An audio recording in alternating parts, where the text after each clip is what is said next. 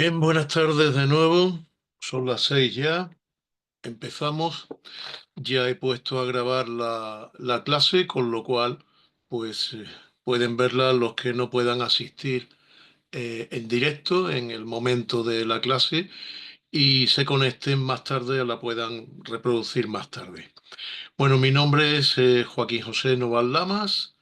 Lo tenéis ahí en la presentación, bueno, y en la web.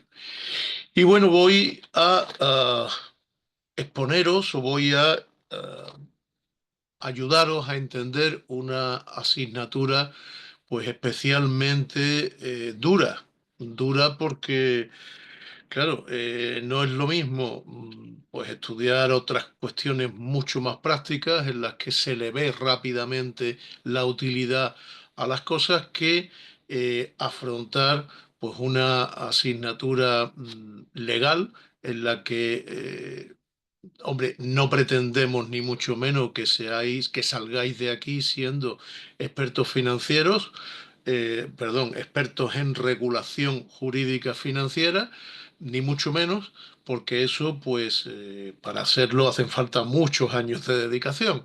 Pero sí tenemos la intención de que salgáis con unos conocimientos mínimos que os permitan dos cosas. Por un lado, aproximaros, tener una idea, un barniz de lo que es la regulación financiera y las principales materias que se regulan. Y por otro lado, yo diría que habréis escuchado esa anécdota de que lo importante no es saber, sino tener el teléfono del que sabe, ¿no? Bueno, pues yo lo que pretendo, o lo que pretende esta asignatura, es facilitaros las herramientas para que podáis acudir, para que podáis saber a dónde acudir cuando tengáis que analizar o ver una cuestión jurídica respecto de un tema financiero. Eh, yo me dedico a esto desde hace muchos años.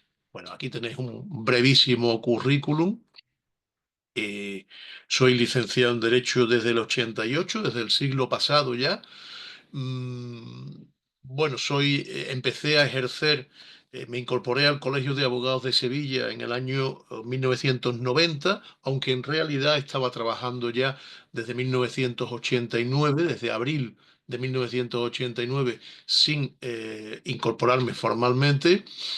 Soy doctor en Derecho desde el año 2017, en el que expuse mi tesis doctoral que versa sobre un tema, como os podéis imaginar, financiero, el derecho de desistimiento de los consumidores en la comercialización a distancia de servicios financieros. Y por último, pues bueno, soy profesor de Derecho Mercantil desde 2010. Imparto también este máster desde la primera edición del máster. Yo empecé a dar esta asignatura, mm, creo que hace ya, pues, 4 o 5 años, creo que son los tiempos.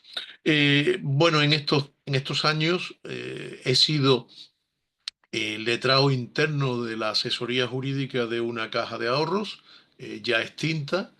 Y bueno, he estado, pues, allí estuve como veintitantos años, 23 si no recuerdo mal, ya se me ha olvidado porque ya hace algún tiempo. Y bueno, pues mi experiencia en materia financiera y bancaria pues proviene fundamentalmente de ahí.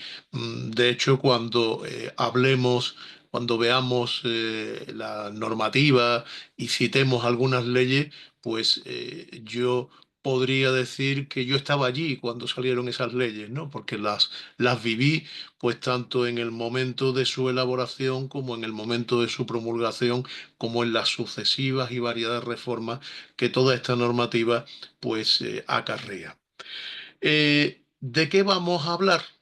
En estas 15 semanas, me parece que son, que dura nuestra asignatura.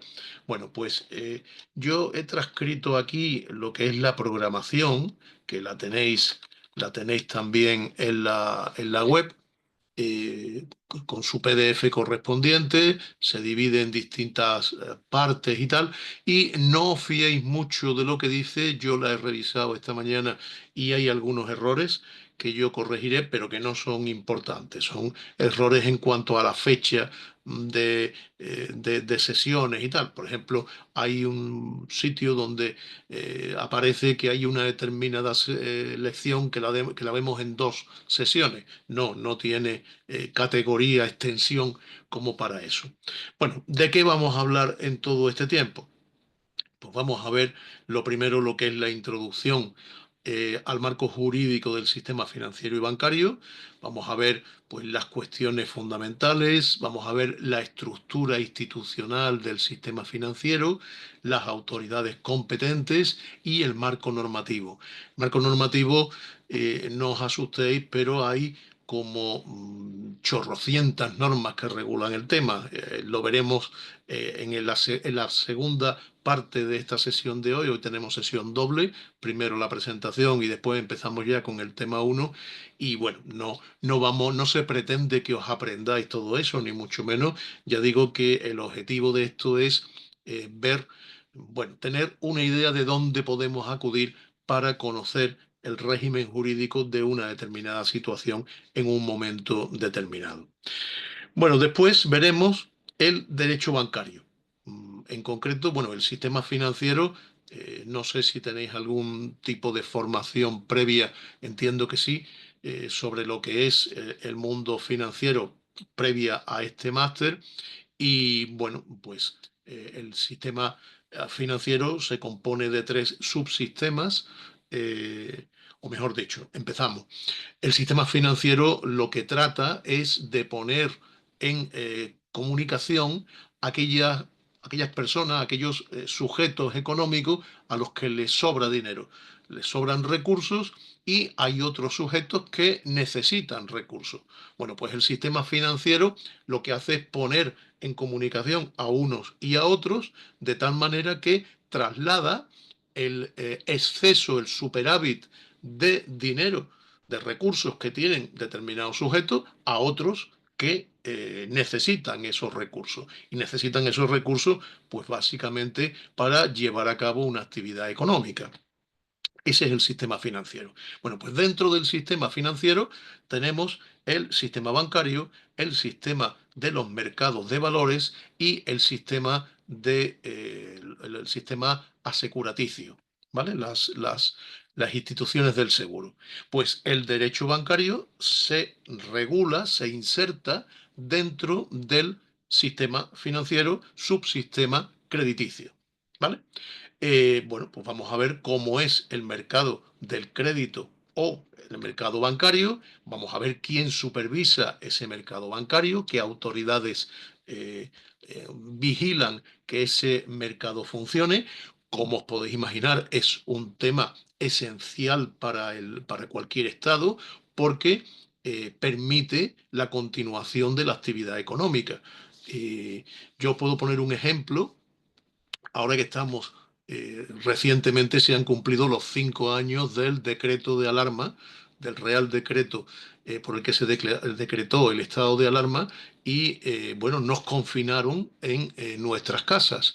Si recordáis, el primer decreto de alarma incluso suspendió la actividad laboral, es decir, no salimos ni siquiera para poder ir a trabajar, excepto algunas actividades que se consideraron por el gobierno en aquel momento que era necesario que siguieran funcionando. Evidentemente, pues los señores que tenían que ver con los supermercados para el abastecimiento de alimentos tenían que seguir trabajando, los profesionales del sector de la medicina, pues evidentemente también la policía, los bomberos, en fin, todo ese tipo de sectores que son relevantes.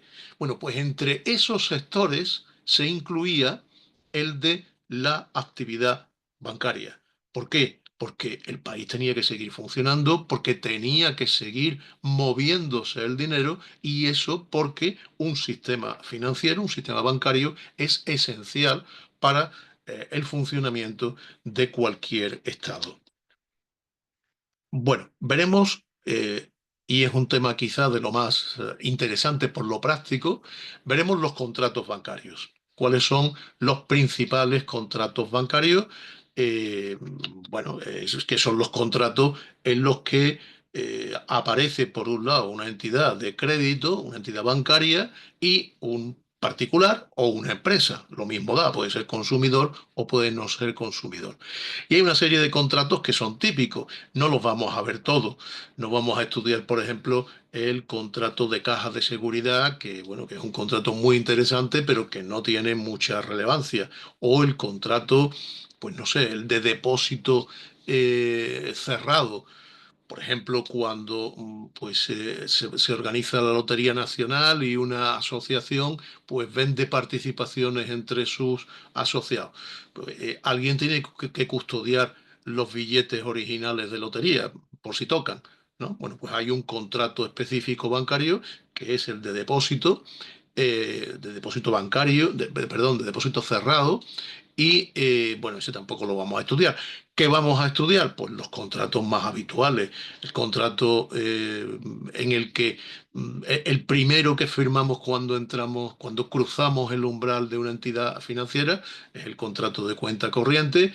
Y bueno, y vamos a ver también pues, otros contratos como los contratos de préstamo, los contratos de crédito, los contratos de descuento cambiario similares. Y luego vamos a ver, bueno, pues las instituciones que cubren, que garantizan que si la entidad bancaria quiebra, el inversor no va a haber perdidos sus ahorros. Esos son los fondos de garantía de depósito. En España existían tres, hasta no hace mucho, tres o dos, no recuerdo ya muy bien, porque de eso hace tiempo, hasta el 2012 o por ahí, pero se unificaron en un momento determinado y ahora mismo existe un único fondo de garantía de depósito. Bueno, ¿qué más vamos a estudiar? Vamos a estudiar contratos muy empresariales. Ustedes saben, a ver, cualquier máster tiene que estar orientado hacia la práctica y hacia la actividad económica. Mm, En este caso estamos hablando, estamos pensando en una empresa. Pues, ¿qué contrato necesita una empresa? Pues fundamentalmente la financiación vía préstamos, crédito, vía descuento o también, pues cuando la empresa tiene que adquirir un determinado bien, pues puede adquirirlo de distintas maneras. Puede adquirirlo comprándolo con sus propios fondos, comprándolo pidiendo un préstamo al banco o puede hacerse a través de unos contratos pues especiales, de estos contratos tan anglosajones que son los que terminan en ING, el leasing, el renting, el factoring. Bueno, como veremos cuando los estudiemos con detenimiento, son contratos bueno, que se inventaron los romanos hace 2500 años. O sea, no hay nada nuevo prácticamente desde entonces y simplemente pues le damos esos nombres anglosajones pues porque queda mucho más bonito, ¿no? En vez de decir que tengo un coche en renting, en vez de decir que tengo un coche alquilado, que después de todo es un arrendamiento y punto pelota, ¿no? Bueno, lo veremos con más detenimiento. Pasaremos después ya a otras normativas. Si esto es más cercano, entramos ahora en normativa que nos coge más lejana. Vamos a ver los acuerdos de Basilea y la regulación bancaria. ¿Qué es esto?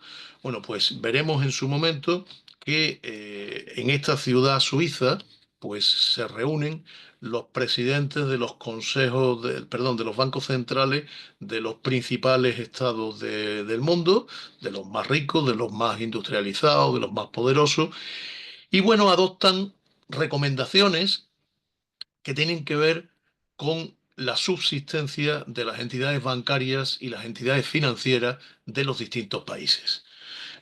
¿Por qué un banco quiebra? Bueno, pues un banco quiebra por muchas razones, ¿no? Pero algunas de ellas son pues porque no consigue mantener un equilibrio entre lo que recibe del público y lo que entrega en préstamo. Saben ustedes que existen unos límites. Yo no, por un lado, no es exactamente lo mismo. O sea, si un banco recibe un depósito de un cliente de 10, puede dar en préstamo no 10 sino me parece que son 8 veces 10. puede dar hasta 80, pero claro, eso tiene una serie de riesgos. Hay que gestionar esos riesgos para que eh, haya un momento en el que no quiebre la entidad financiera por falta de solvencia o por falta de liquidez.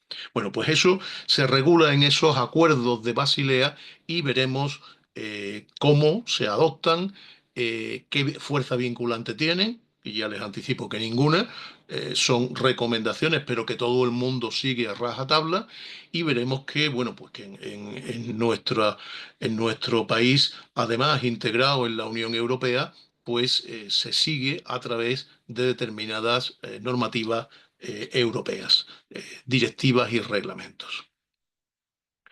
Bueno, veremos después, eh, nos adentraremos en el mundo de los mercados de valores y entraremos en MiFID II. Habrán ustedes oído hablar de MiFID II y de MiFIR, el reglamento de servicios financieros, y lo mismo la directiva.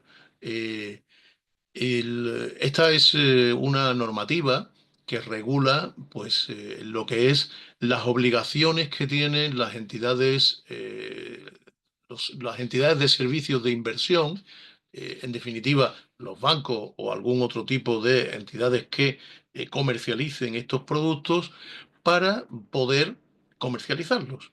Mm, Esto responde a una cuestión tan sencilla como imagínense ustedes, pues que están ustedes en una sucursal bancaria, viene un señor y les dice, mire usted, yo tengo 80 años, estoy jubilado y tengo aquí los ahorros de toda mi vida, son 10 millones de euros. O uno, no vayamos, no exageremos demasiado, 1 millón de euros.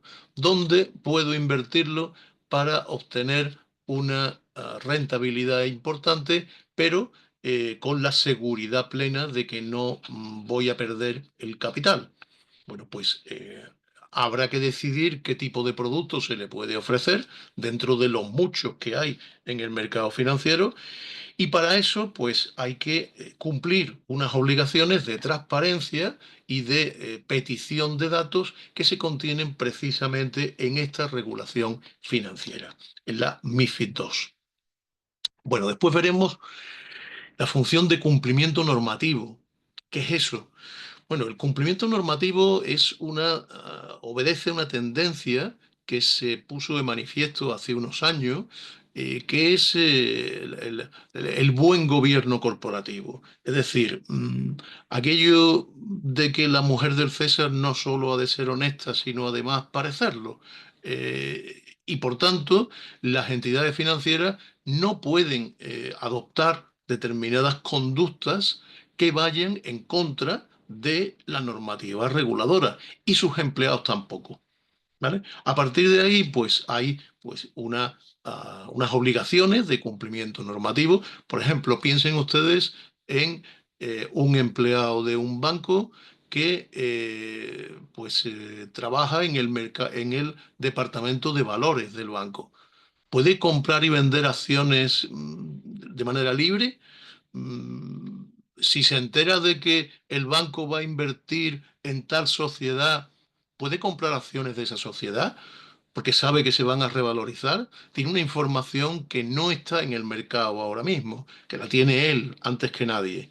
Bueno, pues para evitar, para conseguir una, un adecuado funcionamiento de los mercados, pues se establecen ese tipo de normas reguladoras, esas normativas que se suelen instrumentar a través de códigos de cumplimiento, códigos éticos, códigos internos de conducta, y que obligan pues, a todo el personal de una entidad financiera.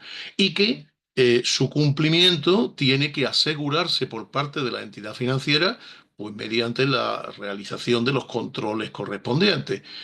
Controles que pasan precisamente por lo que se llama la unidad de cumplimiento normativo, que vigila que no se sobrepasen esos límites establecidos para los empleados, y que además puede dar lugar a la imposición de sanciones por incumplimiento.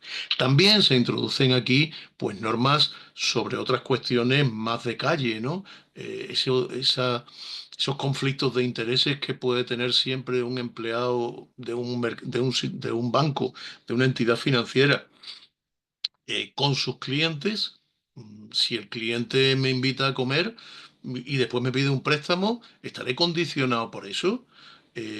¿Debo aceptar una invitación a comer? Pues depende. Depende, si me invita en el bar de la esquina, pues no debe haber ningún problema. Pero si resulta que me invita a un fin de semana en un hotel de lujo en el Caribe, a mí y mi familia, pues evidentemente mi independencia puede estar en juego. Bueno, pues todo ese tipo de normas se regulan en esos códigos de conducta que veremos y que analizaremos en este tema. Bueno, después llegaremos a un tema muy relevante que es el de la prevención del blanqueo de capitales. Todos sabemos lo que es el blanqueo de capitales, es conseguir que el fruto del delito, que es ilícito, se introduzca en los mercados normales y se convierta en lícito. Eso lo vemos en las películas, en las series, y bueno, y sabemos que existe, ¿no? Si yo obtengo un beneficio ilícito, pues vendiendo armas o vendiendo sustancias o vendiendo cualquier cosa que no esté permitida, pues si lo introduzco en el sistema financiero, lo estoy blanqueando. Ese es el origen de la expresión y esa es, pues, la consecuencia de la promulgación de una normativa que trata de prevenir el blanqueo, de evitar ese blanqueo de capitales. Bueno, veremos cómo se hace, veremos cuáles son las medidas que se deben adoptar, medidas que lógicamente no son iguales pues, para todos los tipos de clientes. Hay clientes que tienen pues un control superior, pues porque por sus circunstancias personales, por ejemplo, son personas del ámbito político o sus familiares, o porque actúan, tienen relaciones comerciales con países que tienen un criterio mucho más laxo en la aplicación de este tipo de medidas de prevención del blanqueo. También veremos ahí el concepto de paraíso fiscal, que son los paraísos fiscales, y bueno, y veremos pues las prevenciones que hay que tomar en consideración cuando trabajamos con gente que tiene relaciones con ellos. Bueno, pasaremos después a los mercados de valores y ahí veremos, pues, en primer lugar, los productos de renta fija. Veremos lo que son las acciones, veremos lo que son los distintos tipos de acciones, veremos lo que son, no sé, productos como las obligaciones o los bonos del Estado o los bonos de empresa, los pagarés de empresa. Bueno, hay toda una tipología, una amplia tipología de productos financieros bueno, que analizaremos pues con cierta profundidad. Veremos también, ya estamos en el tema 10, los derivados financieros.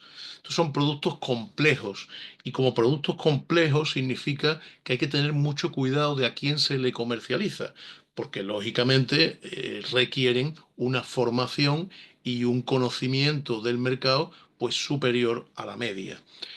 ¿Qué es un derivado financiero? Un derivado financiero es un producto financiero cuya rentabilidad no depende de sí mismo, sino que depende de otro producto financiero en torno al cual se calcula su rentabilidad. Les pongo un ejemplo y lo verán ustedes y seguro que alguna vez pues han visto este tipo de operaciones o las han conocido. Las opciones, los futuros. Yo puedo comprar ahora opciones sobre acciones de, digamos, telefónica para dentro de un año. Eso me permite, bueno, desembolsar no el valor de la acción, que puede ser muy alto, sino un valor pequeñito, que es el valor de la opción. Y la opción es un activo que a lo que me da derecho es a comprar o vender un determinado activo en unas determinadas condiciones en un determinado plazo. Por ejemplo, imagínense ustedes que yo compro una opción de compra de acciones de Telefónica a un año por precio de 10 euros la acción. No tengo ni idea de cómo están las acciones de Telefónica hoy, pero sí les puedo decir que si yo tengo derecho a comprar dentro de un año acciones de Telefónica por 10 euros, el valor de mi opción, el valor de mi activo, dependerá de cómo esté en los mercados las acciones de Telefónica. Si ahora mismo están a 12, el valor de mi activo es muy alto. ¿Por qué? Porque me permitiría, llegado el momento de ejecución, adquirir acciones a 10. Si en ese momento las acciones valen 12, podría venderlas de inmediato, ya que las he comprado a 10, y ganar mucho dinero. Si las acciones de Telefónica ahora estuviesen a 6, pues evidentemente he hecho un mal negocio y mis opciones, mis derivados, no valen nada. ¿Por qué? Porque a lo que me da derecho es a comprar una cosa dentro de un año por un precio muy superior al valor de mercado en este momento.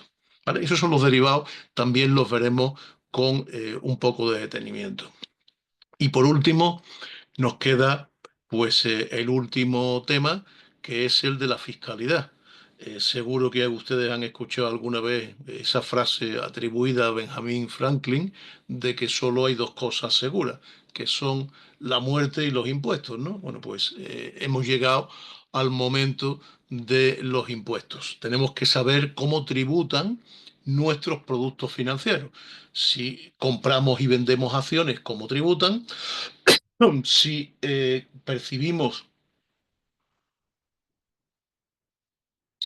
dividendos de esas acciones, cómo tributan, etcétera, etcétera, ¿no? Bueno, pues lo veremos también con cierto detenimiento y detalle según los distintos productos. Bueno, veremos, en todas estas semanas hay algunas clases en las que le presentaré y corregiremos las distintas actividades con las que se obtiene la evaluación de la asignatura. Tendremos entre ellas esta semana 14 que se resuelve la actividad 3. La semana 15 será una clase de repaso y por último la semana 16 ya estaríamos en el mes de julio. Creo recordar que en torno al 10 o por ahí de julio estaríamos en la semana de exámenes con la idea de que se corregirían a continuación para que ustedes se fueran el mes de agosto con sus notas correspondientes. Bueno, ¿cómo se evalúa esta asignatura? Bueno, pues lo tienen ustedes aquí. Aquí ven que hay una evaluación continua, hay tres actividades, hay un test de cada uno de los temas y hay un examen final que consiste en una serie de pequeños casos prácticos, mm, teniendo en cuenta, como ya les he dicho, que esta es una asignatura jurídica. Claro, yo no les puedo pedir a ustedes que me calculen cuál es la rentabilidad de tal producto. No, yo les tengo que plantear cuestiones en torno a determinadas situaciones legales. Mire usted, si usted quiere financiar una máquina para montar una lavandería, ¿cómo cree usted que se puede hacer? Pues mire usted, se puede hacer con dinero propio, se puede hacer pidiendo un préstamo, se puede hacer pidiendo una cuenta de crédito, se puede hacer con un leasing. En fin, ese es el tipo de mini caso y tendremos una sesión dedicado a ellos y a exponerles pues, los distintos tipos de mini casos que podemos encontrar, ¿no? Las actividades. Bueno, las actividades ya las tienen todas colgadas, lógicamente, en la web, pero existen tres. Una primera que versa en torno al contrato de cuenta corriente, pues consistirá en analizar, se hacen por grupos, les facilitarán a ustedes los grupos en los que están metidos y bueno, tendrán que trabajar en equipo. Eh, esa primera va sobre contratos de cuenta corriente, pues sobre las cláusulas, sobre si son más adecuadas o menos adecuadas, si pueden ser consideradas abusivas, en fin, veremos un poco ese tema.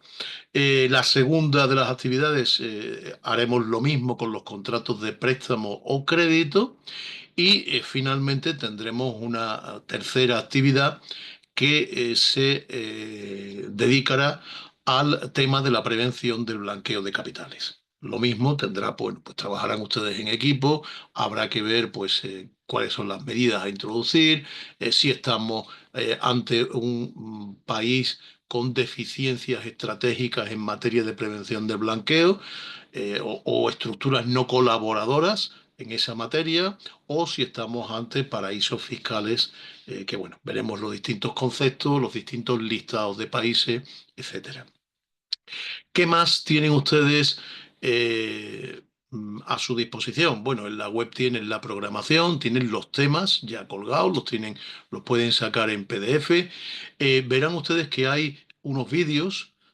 Tengo que revisarlo, lo haré mañana o pasado, porque no sé si el año pasado hubo algún problema de que estaban mal identificados y entonces pues eran de un tema y debían de ser de otro y tal. Yo los revisaré, ya les digo, tómense lo que hay ahora mismo con cierta precaución porque algo habrá que corregir. Tienen esos vídeos, en esos vídeos, bueno, pues son en parte explicativos, pero tenemos otras herramientas de conocimiento que son, por un lado, las clases y por otro lado, los foros. Los foros, tienen ustedes creados pues varios foros para que pregunten solo, o mejor dicho, encuadren su cuestión en el foro que sea más oportuno. Y bueno, en los foros los atiendo yo, el compromiso es atenderlo como máximo en 24 o 48 horas. Yo suelo conectarme por lo menos 2 o 3 veces a la semana y suelo contestar todo lo que tengo pendiente. Y en esos foros lo que se puede plantear, ustedes podrán plantear y yo también les compartiré cosas a través de ellos, pues lo que se nos ocurra. Es decir, lógicamente de materia financiera, no vamos aquí a hablar de matemáticas, ¿no? Por decir algo. Pero podemos plantear pues lo que se nos ocurra.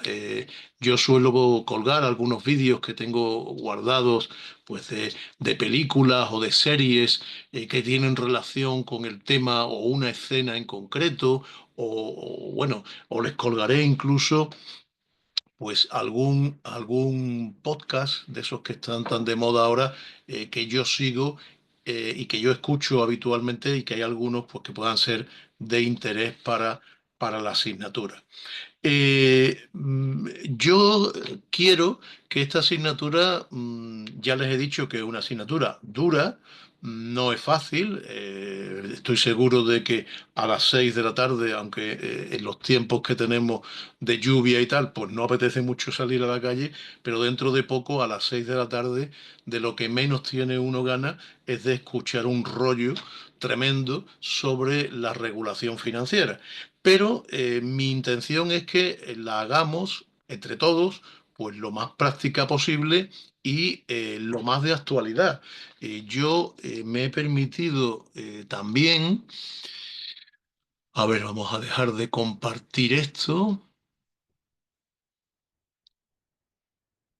y vamos a compartir otra cosa.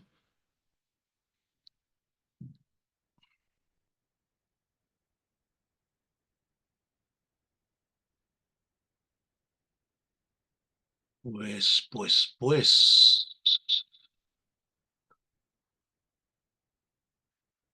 no sé dónde está. Claro, es que no es compartir, me parece, es ventanas. Pero bueno, lo que pretendía era compartir con vosotros la, bueno, la portada de cualquier periódico económico del día. Ustedes no lo ven, pero yo estoy buscándolo porque lo tenía por aquí abierto.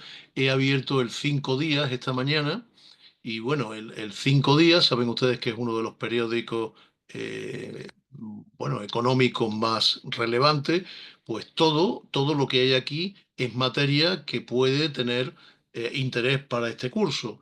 Por ejemplo, les leo algunos de los titulares. El Sabadell admite que la Comisión Nacional de los Mercados y la Competencia dará luz verde a la OPA del BBV con condiciones poco duras. Bueno, tenemos una OPA en marcha, hay más por ahí, ¿no? Pero bueno, tenemos una OPA y la OPA tiene su regulación, tiene su... bueno, hay una serie de trámites que hay que cumplir, pero tiene un componente jurídico y regulatorio muy importante, sobre todo porque la OPA es una oferta pública de adquisición de acciones y lo que pretende es conseguir que los mercados funcionen.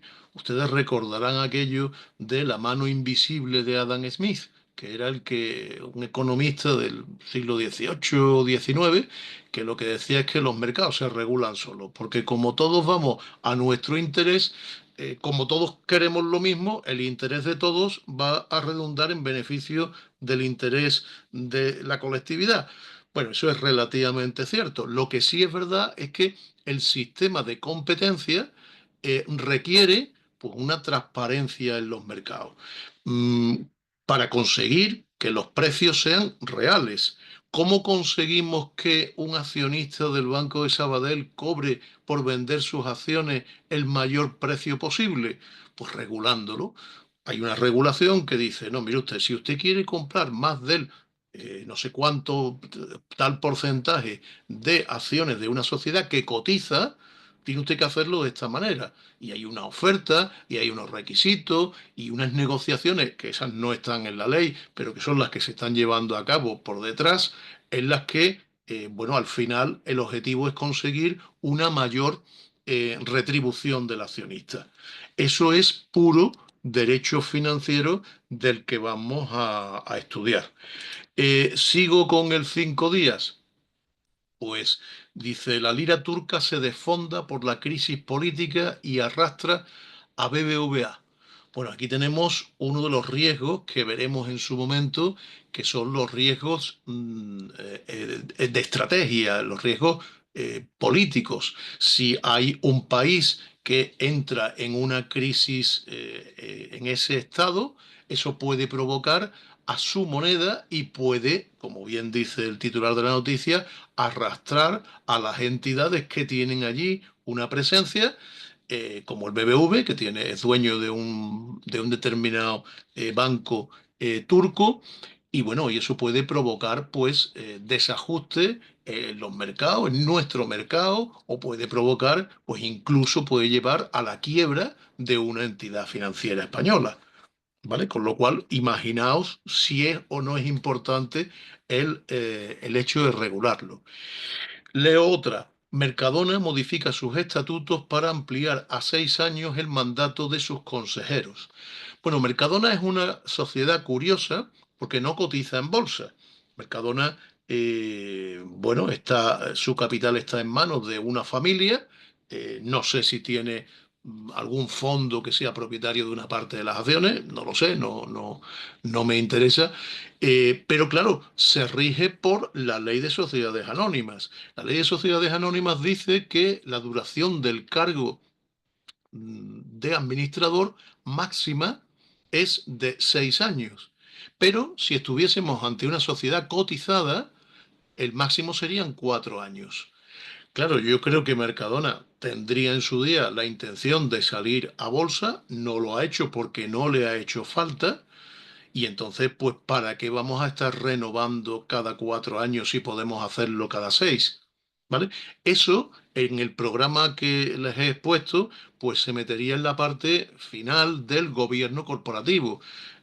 Hay una serie de códigos de conducta establecidos para las sociedades que cotizan en bolsa.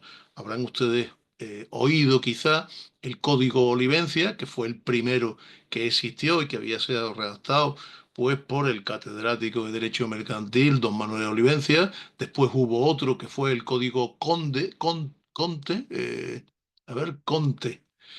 que era a la sazón en aquel momento el presidente de la Comisión Nacional del Mercado de Valores. Y luego existe otro código posterior que vino a derogarlo, que ya no tiene nombre de persona y es el Código Unificado o algo así, bueno, y que establece pues cuáles son las normas de buen comportamiento, de buena conducta, entre comillas, para las sociedades que cotizan en bolsa.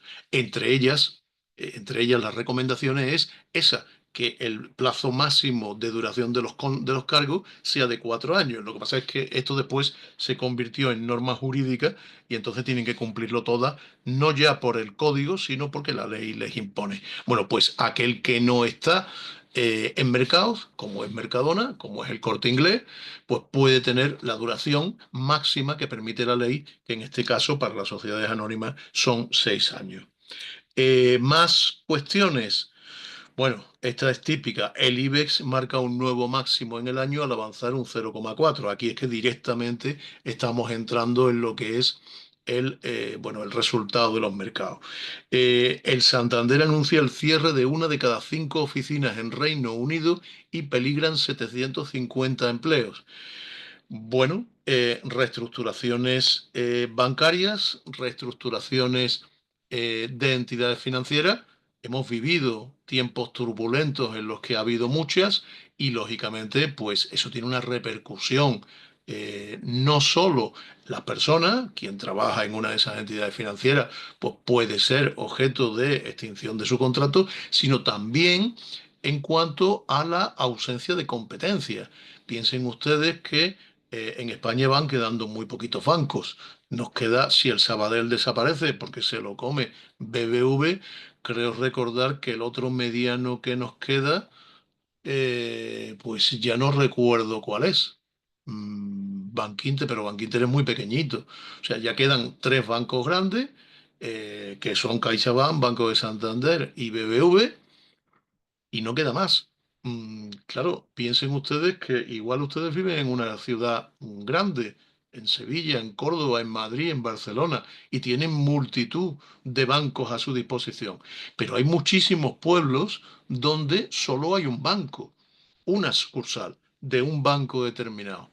Eso quiere decir que la competencia allí es que allí son lentejas. O sea, allí no puedes decir, no, es que a ver si en el banco de al lado me dan el préstamo un poquito más barato. No, ahí no hay.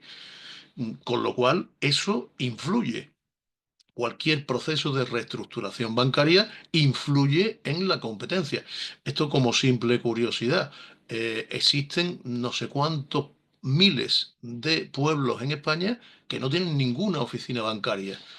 Y les digo miles, en España hay 8.000 municipios y creo que hay más de 1.000, no recuerdo la cifra exacta, pero hay muchos pueblos donde no hay oficina bancaria, donde bueno, la gente tiene que ir a otro pueblo a sacar dinero porque no circula el dinero físico. Mm, Se lo pongo aún peor. Tenemos islas. En Canarias hay islas en las que no hay ninguna sucursal bancaria. Eso ya es mucho más grave. Imagínense ustedes, o sea, yo no he estado nunca en las Islas Canarias y no sé si es verdad esa sensación de aislamiento que sufre la gente que vive allí, pero, pero es que es real. O sea, es que ya no es que en mi pueblo no haya una sucursal bancaria, es que tampoco lo hay en los otros 5 pueblos de la isla. Muy fuerte, como se dice ahora. Bueno, pues eso es competencia bancaria y eso pues justifica la intervención de las entidades, de las autoridades financieras para cualquier procedimiento de fusión, de reestructuración, en definitiva, en cualquier movimiento entre entidades financieras. Les voy a comentar una última más por decir, si ven ustedes el 5 días, verán que todo es aplicable a nuestra asignatura, pero, por ejemplo, les puedo decir, esta Bankinter lanza una cuenta online para nuevos clientes que paga hasta el 3% TAE. Bueno, aquí esta es especialmente interesante porque, a ver, el mundo financiero en el que vivimos no es el mismo de hace 30 años, ni siquiera el de hace 10. Eh, Le puedo decir, pues que, bueno, hace 10 años si uno salía a la calle, llevaba dinero físico. Hoy hay mucha gente que no lleva dinero físico, que lleva solo tarjetas. Incluso ni eso, que lleva los pagos en el móvil. Bueno, cualquier opción es posible. Entonces, vivimos en un mundo además global. Podemos tener una cuenta en un banco pues que no existe, que no tiene sucursales físicas. hay todo tipo de instrumentos. Y en ese totum revolutum que hay, pues ahí tienen las cuentas online, ¿no? Las cuentas online de entidades online, pues son cuentas mucho más remuneradas y que permiten aplicar con todo su rigor esa globalización en la que estamos imbuidos. Bueno, el objetivo de esta clase, de esta primera parte de la sesión de hoy, era la introducción del tema. No sé si tienen ustedes alguna pregunta. A mí me gustaría que participaran mucho, que yo hablara mucho menos. Me gustaría que plantearan cuestiones. mm, si lo pueden plantear con carácter previo a la sesión, pues mucho mejor. Si no, yo mi compromiso es que evidentemente no lo sé todo, no les voy a dar todas las respuestas porque no las tengo, pero sí soy muy curioso y sí me gusta pues buscar las respuestas a las cuestiones que me puedan plantear si no las tengo en ese momento. No sé, ¿alguien quiere participar y contarnos algo?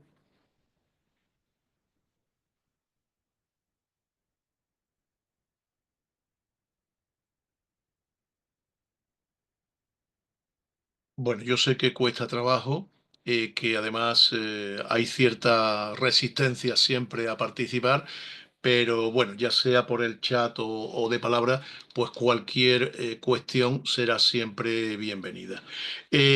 Si no hay ninguna cuestión, pues vamos a parar un par de minutillos para que yo rellene mi botellita de agua y en 2 minutos o así volvemos y acometemos la siguiente clase. Estoy viendo aquí una cuestión en el chat. Eh, a ver. El riesgo de tener cuentas en entidades online. Bueno, ese es un tema muy interesante, Irving. Yo creo que sobre todo, lo que hay que saber es si es una entidad que está amparada por algún fondo de garantía. Eso es lo más importante. Y por supuesto, hombre, yo creo que lo que hay que saber es si es una entidad bancaria o no es bancaria, o es un chiringuito. Si se van ustedes a la página web de la CNMV, verán que hay una información muy frecuente sobre chiringuitos financieros, que son, bueno, pues fondos, empresas comercializadoras de productos que bueno, pues que no tienen las garantías suficientes para absorber dinero de los particulares y que, bueno, da lugar a estafas. Creo que en estos días ha empezado un juicio sobre una sociedad que se llama Herrero Brigantina o algo así. He leído algo en la prensa, pero no conozco bien el tema, pero creo que es algo parecido a eso, ¿vale?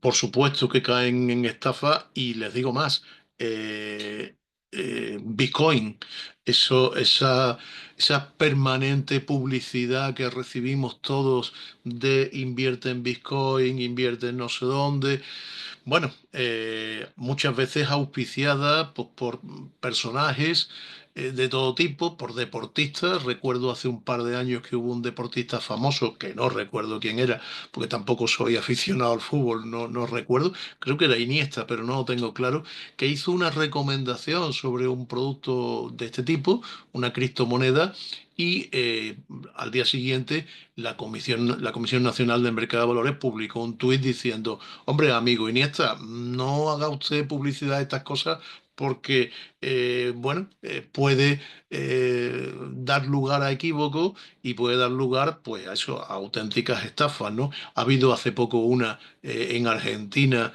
de un grupo que sacó una cripto y el presidente Milei dijo no sé qué y tal, o sea, bueno, y creo que Trump también sacó una criptomoneda una vez que tomó posesión, o sea, bueno, ese tipo de estafas, pseudoestafas y juegos de manos, de tahúres con criptomonedas, pues algo que está a la orden del día y por supuesto es necesario formación. Estoy seguro de que precisamente por esa formación, por esa necesidad de formación, existe este máster y bueno, y fundamentalmente están ustedes aquí. Si no hay ninguna intervención más, vamos a parar, ya digo, un par de minutillos y en un par de minutillos empezamos de nuevo.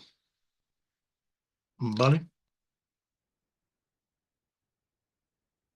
Bueno, cierro cámara.